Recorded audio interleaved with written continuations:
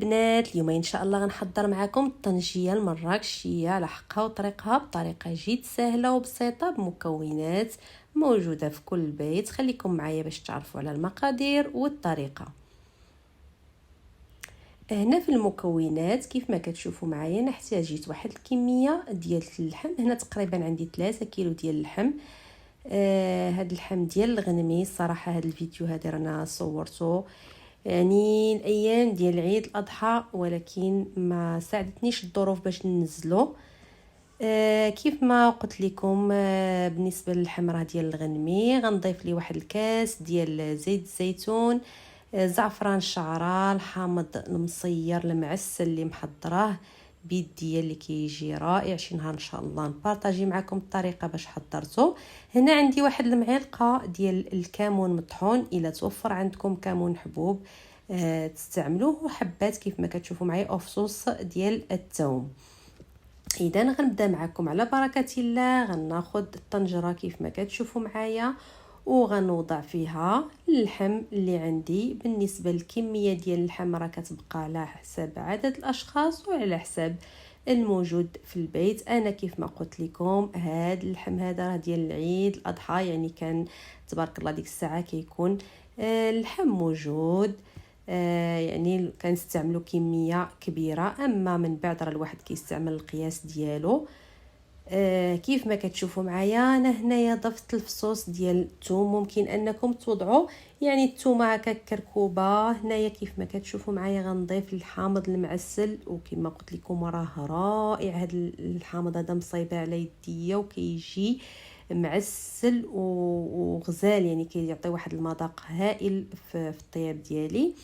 هنايا غنضيف معلقه الكمون، واحد المعلقه متوسطه، نقولوا معلقه ونص، معلقه صغيره ونصف.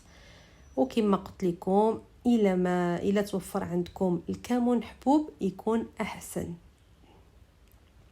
وغنضيف هذا الكاس ديال زيت الزيتون بلا ما تخلطوا الزيت، يعني من الاحسن تستعملوا غير زيت الزيتون باش ما كتجيناش ديك الطنجيه مجهده وكتجينا لذيذه بالزويته البلديه. مازال غادا تطلق لي دام ديالها ديال اللحم.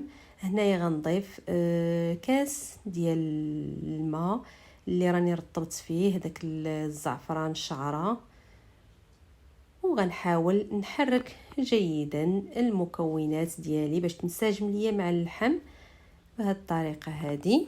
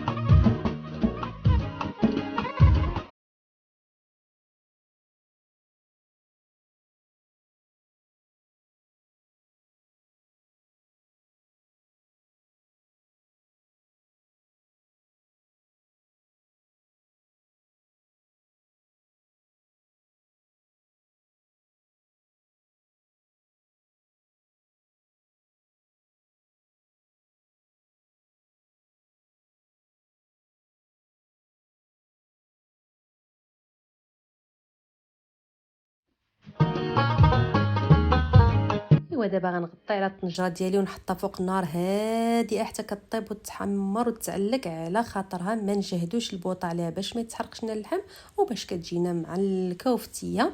اذا كيف ما كتشوفوا معايا هذه هي الطنجيه اللي حضرت معكم. طريقه جد سهله وبسيطه، يعني كنحطوها فوق البوطه ونمشيو نقضيو شغلنا ساعه ونص تقريبا حتى لساعتين على حسب يعني كل واحد والشعله ديالو، وكنرجعوا كنلقاوها واجده موجوده.